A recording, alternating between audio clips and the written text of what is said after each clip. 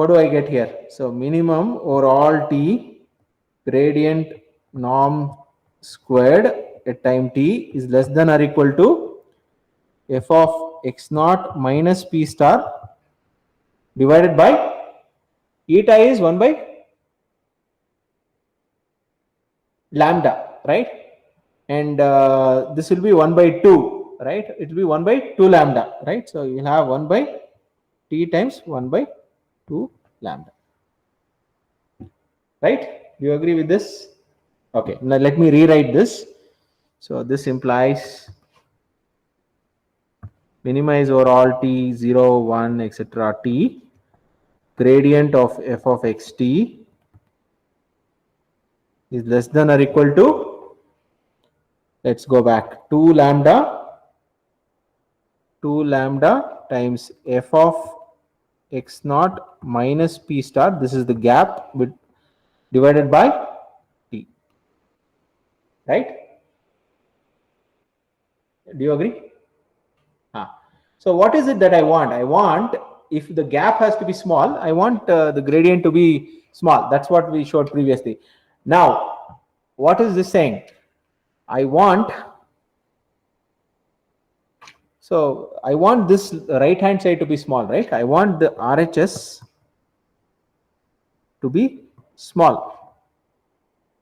What does that mean? If RHS is small, LHS is also small. What is LHS? The gradient. The gradient is also very small, right? So what do you mean by gradient being small? Remember, the gap is also small, right? That's what I want, right? So in fact, if you look at your gradient descent algorithm, maybe let me go back to the gradient descent algorithm. You run it t times, capital T times. How do you choose t? Eta we manage, right? We know what eta is because eta is 1 by lambda. We chose eta. That's fixed now. Now the question is, how do you choose capital T, right? You will write a for loop in your program for when you run gradient descent or stochastic gradient descent, but how do you choose that capital T, right? So this will tell us how to choose, right?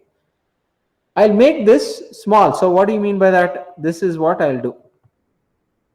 Minus p star by t is less than or equal to epsilon, right?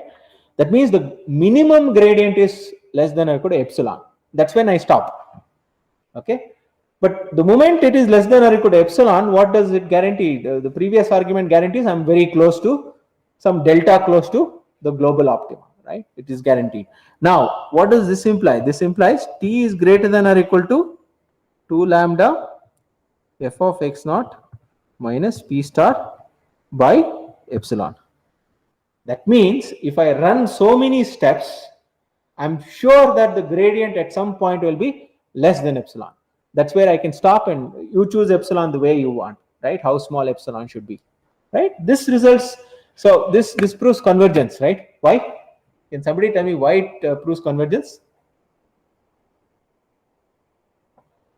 I should stop at some point.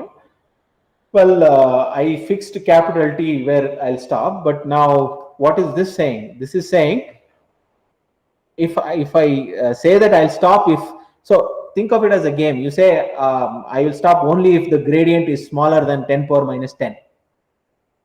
Well, for sure, if you run so many times, right, capital T greater than or equal to order of 1 by epsilon, right?